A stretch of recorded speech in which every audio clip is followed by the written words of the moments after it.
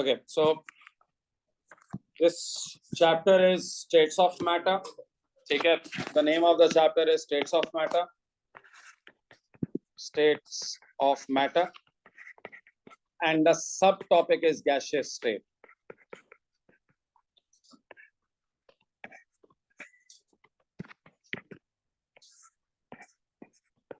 Gaseous state. Okay. देखो, you've been studying gases. आपने O levels में भी पढ़ा है, वैसे भी सबको पता है. गैस के बारे में दो चीजें मशहूर होती है ना. गैस के बारे में एक चीज आपको ये पता होती है, इसका कोई शेप, फिक्स शेप नहीं होता और इसका कोई डेफिनेट वॉल्यूम नहीं होता. ठीक है. तो गैसेस क्या होती हैं? One general thing that we say, no fix shape. ठीक है. They do not have a fix shape, no fix shape. ठीक है. नाइदर शेप, ठीक है, और volume. If they do not have a fix shape और वॉल्यूम, तो फिर इसका शेप और वॉल्यूम होता क्या है? कंटेनर का. ठीक है. They take the shape and volume of the container. So हमें ये मालूम है गैस के अंदर ये होता है कि the volume of gas is equal to the volume of container. अगर इफ आई आस्क यू इस क्लासरूम के अंदर क्या एयर का वॉल्यूम है, तो आप कहेंगे सर जितना इस क्लासरूम का वॉल्यूम है. ठीक है. सो वॉल्यूम, गैस का अपना कोई वॉल्यूम नहीं होता. वॉल्यूम ऑफ द गैस वही होती है जो वो कंटेनर का वॉल्यूम ले लेता है. ठीक है. अब इस टॉपिक में बिफोर यू स्टार्ट, सबसे पहले मैं आपको बता दूं, we have a concept of ideal gas. So we have to start with what is an ideal gas.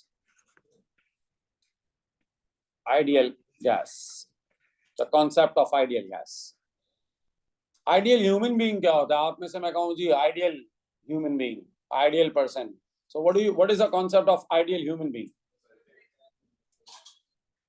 And but कौन होता है perfect? How do you decide ये परफेक्ट है ये नहीं है? आसान लफ्ज में कह देता हूं, जो सारे रूल्स एंड लॉज ओबे करता है. A person who will obey all laws and rules under all conditions. ठीक है. उसको हम कहते हैं यार ये परफेक्ट ह्यूमन बीइंग है. ठीक है. अब रूल्स एंड लॉज जाहिर है, हम एज मुस्लिम्स, हमारे लिए रूल्स एंड लॉज जो अप्लाई होते हैं वो मुसलमानों के होते हैं ना. सो हमारे लिए जो रूल्स एंड लॉज हैं वो अल्लाह ताला ने जो कहा है और जो नबी ने किया है. सो हम कहेंगे यार ये आदमी सब कुछ वैसा ही करता है वैसा इंसान. अब लेकिन तुम जितना मर्जी कर लो, कैन यू बी आइडियल? कोई भी आइडियल नहीं हो सकता ना. तो आप, अक्सर मुझसे बच्चे कहते हैं सर ये आइडियल जब कोई चीज होती ही नहीं है तो फिर ये आइडियलिटी का कॉन्सेप्ट क्यों पढ़ाते हैं? सर इसलिए पढ़ाते हैं कि आप कंपैरिजन कर सके ना. अगर आइडियल आपके पास कोई चीज होगी ही नहीं तो कंपेयर किससे करोगे? अब ये कैसे पता चलेगा कि ये आइडियलिटी से कितना दूर है? ठीक है. और ये आइडियलिटी से कितना दूर है? तो अगर मैं एक मिसाल के तौर पे कहता हूं कि ये ज्यादा आइडियल बिहेवियर शो करता है देन हिम, तो मेरे पास कोई चीज है ना कंपेयर करने के लिए. वो चीज क्या है? हमारे लिए कुरान के अंदर जो कहा है या रसूल ने जो किया है, तो हम उससे कंपेयर कर रहे हैं. अच्छा, एक और बिहेवियर भी होता है. एक ही आदमी कुछ कंडीशंस के अंदर आइडियल बिहेवियर के करीब आ जाता है और वही आदमी कुछ कंडीशंस के अंदर आइडियल बिहेवियर से दूर चला जाता है. ठीक है. फॉर एग्जांपल, जब रमजान के अंदर लेट्स सपोज हम आइडियलिटी के बहुत करीब आ जाते हैं. रोजे से पहले तो बहुत ही करीब आ जाते हैं. ठीक है. कोई अगर गलत बात, तौबा नौजुबिल्लाह, रोजा है, कैसी बात कर रहे हो, जैसे ही रोजा खोला टकाटक, ठीक है, आइडियलिटी से दूर. सो आप ही हैं जो आइडियल बिहेवियर शो करते हैं. और लेकिन वंस अगेन हमारे लिए कोई चीज थी ना कंपैरिजन के लिए. चलो, coming back to gases. Sir gases भी यही करती हैं. जो रियल गैसेस होती है ना, nitrogen, hydrogen, oxygen, chlorine, bromine तो खैर लिक्विड होता है, ऑल दोस जितनी भी गैसेस, कार्बन डाइऑक्साइड वगैरह वगैरह, सर आप उनको कुछ कंडीशंस के अंदर हम देखते हैं वो गैस लॉज ओबे करते हैं और कुछ कंडीशंस के अंदर हम देखते हैं वो गैस लॉज को ओबे नहीं करते. ठीक है. सो पहले, what is an ideal gas? A gas which will obey. अच्छा, ये इसकी डेफिनेशन नहीं है. ठीक है. ये आइडियलिटी का स्टैंडर्ड तरीका है कि हम आइडियल किसको कहते हैं. तो आइडियल गैस क्या है? अ gas which obeys all gas laws under all conditions of temperature and pressure. अच्छा मैं ब्रैकेट में लिखता हूँ तो of temperature, under all conditions,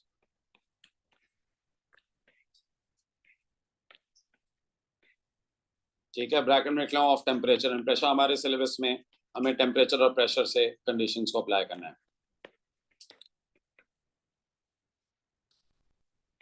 ठीक है, जैसे हम 4 वक्त तो नमाज पढ़ते हैं, लेकिन एक वक्त, ठीक है, हम कहते हैं यार इस वक्त आइडियलिटी से जरा दूर चले जाते हैं।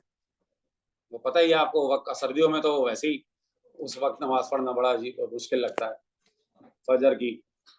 फजर की नमाज ही छूटती है ना ज्यादातर लोगों की, बाकी तो हम पढ़ ही लेते हैं, मतलब हमसे मतलब सब नहीं। चलें आगे बढ़ते हैं। सर अब जरा जल्दी से हम गैस लॉज रिकॉल कर लेते हैं। हमारे सिलेबस में ना ऐसा अच्छे लॉज तो नहीं है, लेकिन हमें एक क्विक रिव्यू कर रहे हैं कि हमें याद आ जाए कि गैस लॉ क्या था और उसका फॉर्मूला क्या था। 4 गैस लॉज हैं by the way, Boyle's law, Charles law, pressure law, Avogadro's law, ये 4 लॉज हैं। मैं जल्दी जल्दी आपको बता देता हूँ। सो रिकॉल गैस लॉज, ये ओ लेवल फिजिक्स में आप शायद थोड़ा बहुत पढ़कर आ रहे होते हैं। गैस लॉज पढ़ा है? चलें, एनीवेज नहीं याद है तो कोई बात नहीं। आप लोग A2 फिजिक्स में भी बहुत डिटेल में पढ़ेंगे, AS में तो आप थर्मल नहीं है, आपके A2 पूरा चैप्टर है थर्मल फिजिक्स का, आइडियल गैस चैप्टर का नाम है, वहां जाके तुम डिटेल में पढ़ोगे। अभी सुन लो, पहला है मिस्टर रॉबर्ट बॉयल का लॉ कॉल्ड बॉयल्स लॉ। अच्छे आदमी थे ये बॉयल। इन्होंने फरमाया कि जो प्रेशर ऑफ द गैस होता है वो इनवर्सली प्रोपोर्शनल होता है टू द वॉल्यूम अगर temperature and moles are constant. तो गैस के ना 4 वेरिएबल्स होते हैं, PTVN, मैं यूं कहता हूं PTV, pressure, temperature, volume, moles. ये चारों वेरिएबल को हर दफा आपको बताना पड़ता है कि दो, अब हम 2 को स्टडी कर रहे हैं ना, बाकी 2 कांस्टेंट रहेंगे। तो मिस्टर बॉयल ने फरमाया कि the pressure and volume of a gas are inversely proportional. ठीक है, अच्छा बाय द वे सर, जब 2 चीजें इनवर्सली प्रोपोर्शनल होती हैं तो मैथमेटिकली उनका जो प्रोडक्ट होता है वो क्या होता है? कांस्टेंट।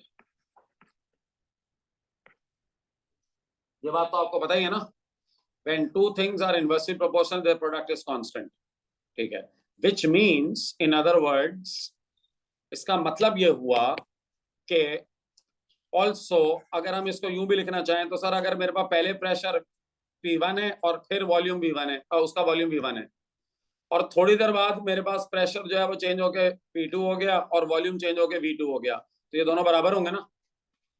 क्यों? क्योंकि इनका प्रोडक्ट कांस्टेंट होता है। तो आप प्रेशर और वॉल्यूम तो बदलेगा लेकिन उनका प्रोडक्ट नहीं बदलेगा, ठीक है।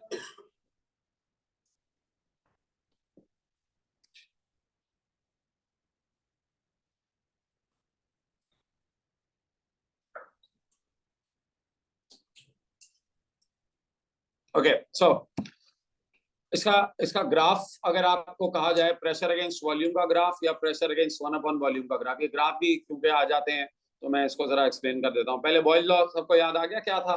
सो प्रेशर, बहुत डिटेल में जाना ही नहीं है हमें, हमारे सिलेबस में इसकी ज्यादा डिटेल है ही नहीं, बल्कि आप देखेंगे सिलेबस में ना तो लॉस के नाम भी नहीं है। So you just need to know the relationship. Okay, ये लॉ इंपॉर्टेंट नहीं है, रिलेशनशिप इंपॉर्टेंट है प्रेशर और वॉल्यूम का। चलो अब जरा इसका ग्राफ, सर सारे आप लोग सारे ओ लेवल में मैथ्स पढ़ कर आए हैं, काफी सब ए लेवल में भी मैथ्स पढ़े होंगे।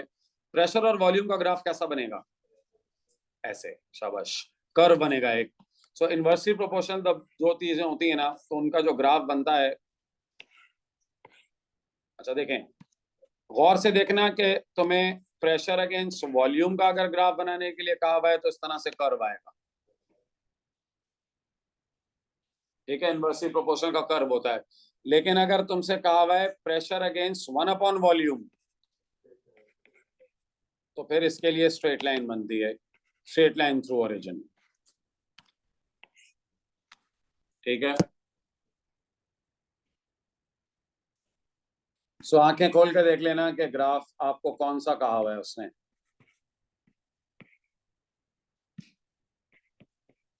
चलो ये तो हो गए चार्ल्स लॉ के, अपना बॉयल्स लॉ के। अब आओ नेक्स्ट है मिस्टर चार्ल्स।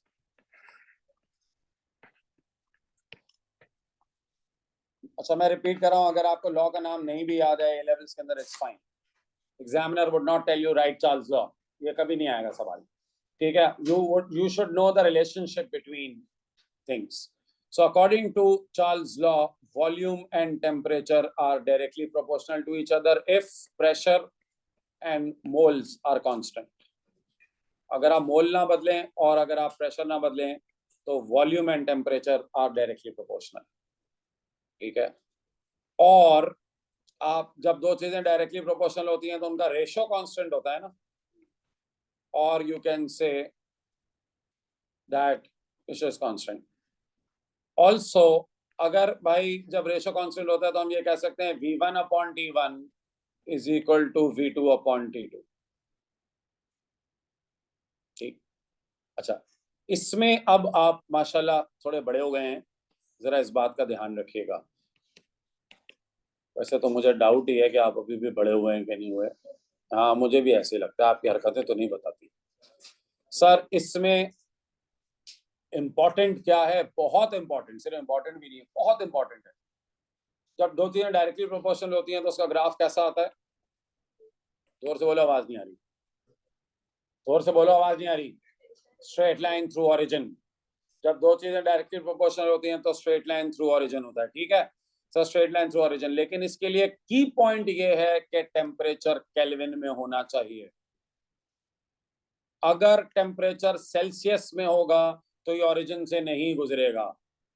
ठीक है, key point is that temperature should be in kelvins. इसको मैंने सेल्सियस लिख दिया, लो बताओ, केल्विन्स.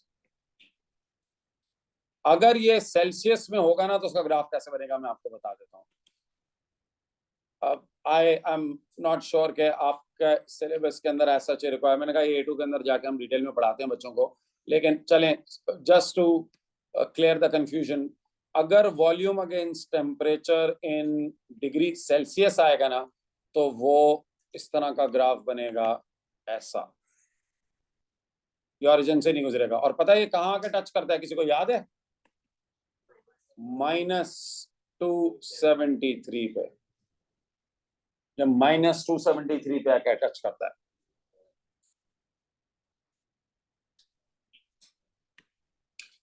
इसीलिए जो हम कहते हैं, जो इसका स्टैंडर्ड यूनिट है ना टेम्परेचर, केल्विन है. बाय द वे केल्विन में जब टेम्परेचर आप मेजर करते हैं ना, इसको थर्मोडायनेमिक टेम्परेचर कहते हैं. जब आप केल्विन में टेम्परेचर मेजर करते हैं तो इसको थर्मोडायनेमिक टेम्परेचर कहते हैं. ठीक है, सो जब भी कभी आ जाए ना थर्मोडायनेमिक टेम्परेचर, समझ जाना it means temperature in Kelvin's. चलो भाई, अब एक दफा चार्ल्स लॉ पढ़ लेंगे ना तो फिर आपके लिए अगला लॉ बहुत आसान हो जाएगा. उसका ग्राफ भी बड़े आइडेंटिकल है और उसका कॉन्सेप्ट भी. उसको कहते हैं प्रेशर लॉ. वो किसी एक साइंटिस्ट के नाम पे नहीं है, वो जनरल लॉ है, प्रेशर लॉ. उसको भी कराते हैं. पहले ये समझ में आ गया चार्ल्स लॉ सबको? ग्राफ समझ में आ गए? चलो नेक्स्ट, प्रेशर लॉ. बस जहां जहां वॉल्यूम है ना वहां हटा के प्रेशर कर दो. सेम पूरा देखो, मैं इसका नाम बदल रहा हूं, pressure law.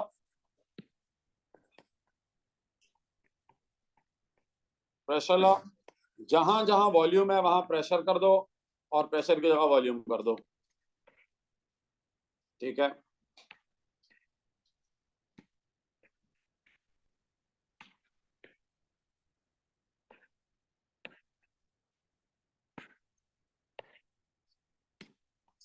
so pressure is directly proportional to temperature.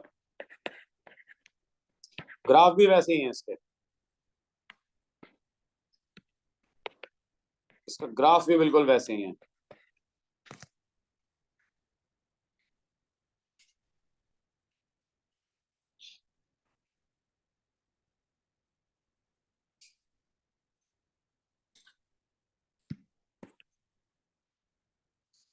ठीक है, and last is Avogadro's law.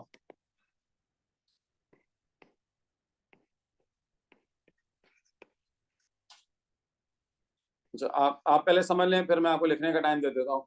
Sir Avogadro's law ये कहता है volume of a gas is directly proportional to number of moles. If pressure and temperature are constant. आप देखें हमेशा दो को पढ़ेंगे तो बाकी दो कांस्टेंट होंगे। ये लॉ तुम्हारे लिए तुम्हें लगता है तुम्हारे लिए नया लॉ है, बट एक्चुअली तुम्हारे लिए नया लॉ नहीं है। ये मैं 2-3 दफा तो मोल में पढ़ कर आए थे, अभी एएस में हमने इसको डिस्कस किया था। देखिए कैसे 1 mole of a gas at RTP occupies 1 mole of a gas at RTP 24 dm³। 2 moles 3 moles तो डायरेक्टली प्रोपोर्शनल हो गया ना। जैसे जैसे मैं मोल्स बढ़ा रहा हूँ, मोल डबल किया वॉल्यूम भी डबल हो गया। ठीक है, तो ये आप हमेशा से पढ़ते थे पर लॉ के नाम से नहीं पढ़ते थे। और याद है जब मैंने आप लोगों को मोल्स पढ़ाया था तो मैंने कहा था mole ratio and volume ratio of a gas are equal. Remember मैंने कहा था अगर 1:2 के रेशो में गैसेस हैं, मोल हैं, तो वॉल्यूम भी 1:2 के रेशो में होगा। तो वो भी इसीलिए था क्योंकि लॉ है कि नंबर ऑफ मोल्स और वॉल्यूम डायरेक्टली प्रोपोर्शनल होते हैं। ठीक है, सो इसका मतलब हम इसको यूं लिख सकते हैं, और volume divided by n is equal to constant. ठीक है, ऑल्सो हम इसको यूं भी लिख सकते हैं कि v1 upon n1 is equal to v2 upon n2। और इसका ग्राफ भी यार कोने में छोटा सा बना देता हूँ, vn डायरेक्टली प्रोपोर्शनल है तो स्ट्रेट लाइन थ्रू ओरिजिन ही बनेगी ना। v और n तो इसकी स्ट्रेट लाइन बन जाएगी थ्रू ओरिजिन। बस ये 4 गैस लॉज हैं। ठीक है, I repeat, if you do not know the name of the scientists जिन्होंने laws present किए हैं, then it's absolutely okay. You need to know the 4 relationships. P is inversely proportional to V, V is directly proportional to T, P is directly proportional to T, and V and N are directly proportional. ये relationships पता होने चाहिए।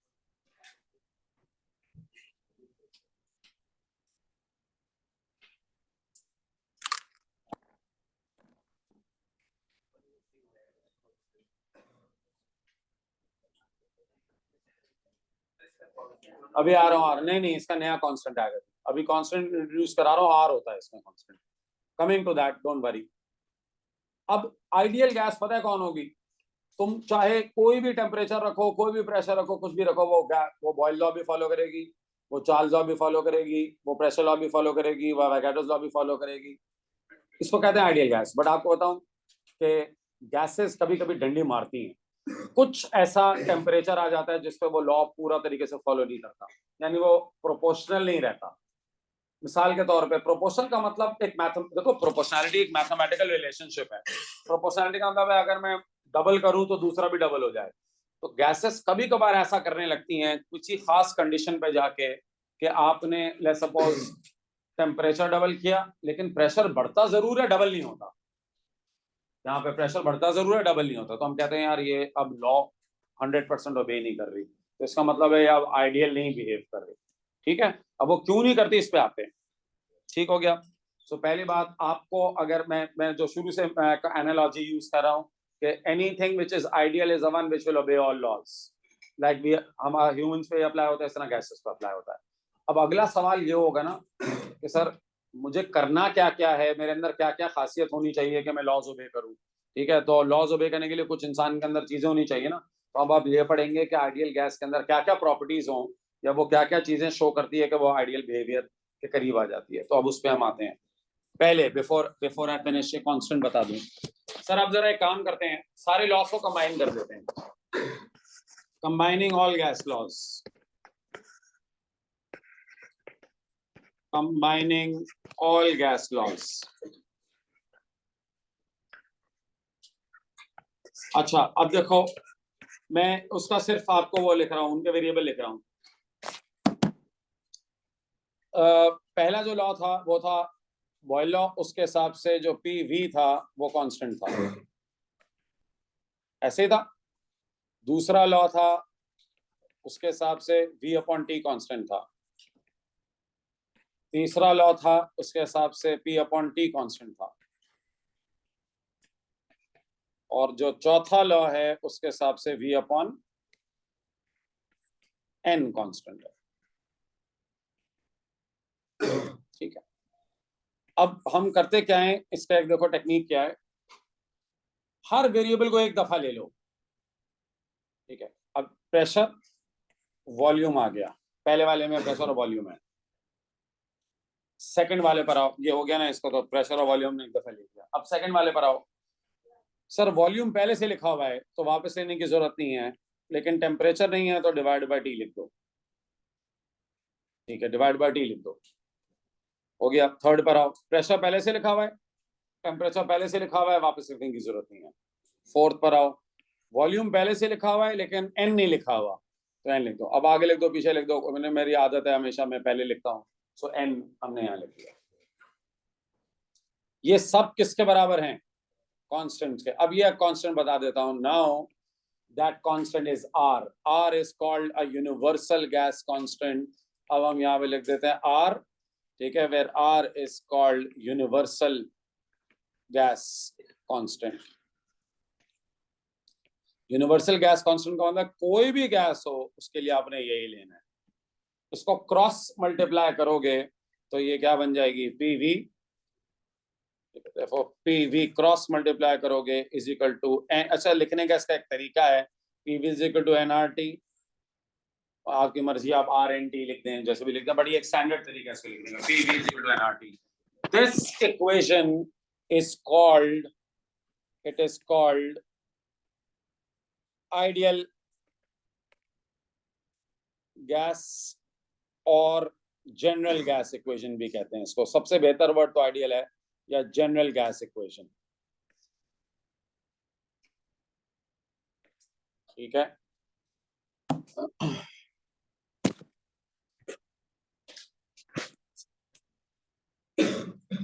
अच्छा, are की value ना हमें data book के अंदर गिवन होती है।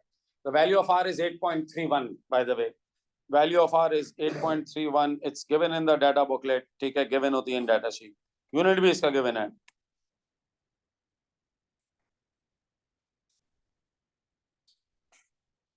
ठीक है। आर की वैल्यू 8.31 होती है, it's given in the data sheet. इसका जूल्स पर मोल होता है, वो मैं बताया, तो अभी यूनिट निकालते हैं, अभी रुक जाएं। मैंने जानबूझ के यूनिट नहीं बताया आपको, हम आगे जाके आपको ये ऐसा क्वेश्चन कराएंगे। So just hold on to unit, अभी वैल्यू बता दूं मैं आपको, ठीक है।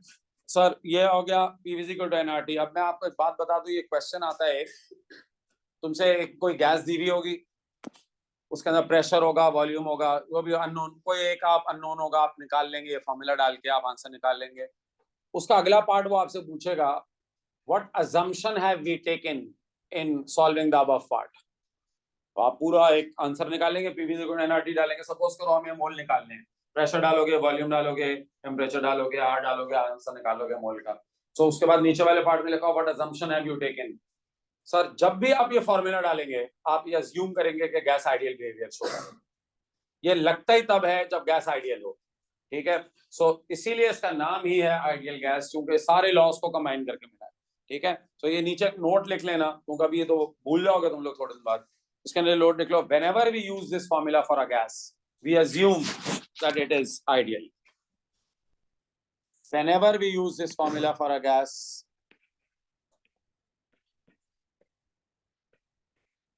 this formula for a gas, we assume that it is ideal. ठीक हो गया। एक चीज और लिख लो, ऑल्सो। सर बगैर कांस्टेंट के भी आप ये काम कर सकते हैं। यहां पर तो हमने कांस्टेंट के साथ कर दिया ना, अब एक और तरीके से इसी इक्वेशन को रिप्रेजेंट कर सकते हैं विदाउट कांस्टेंट। पहले ये समझ में आएगा सबको, सबको क्लियर है बात? अच्छा, ऑल्सो आप एक यही, सर आपने लिखा था ना P1 V1 is equal to P2 V2, आपने लिखा था V1 upon T1 is equal to V2 upon T2, आपने लिखा था P1 upon T1 is equal to P2 upon T2, और आपने लिखा था V1 upon N1 is equal to V2 upon N2, ये सब लिखा था। इनको भी कंबाइन कर सकते हो इसमें कांस्टेंट के बगैर, तो देयरफॉर आप कह देंगे P1 V1 upon N1 T1, वो हर वेरिएबल एक दफा ले लिया, is equal to P2 V2 upon N2 T2। T2 कहने में बड़ा मजा आता है, बोले T2।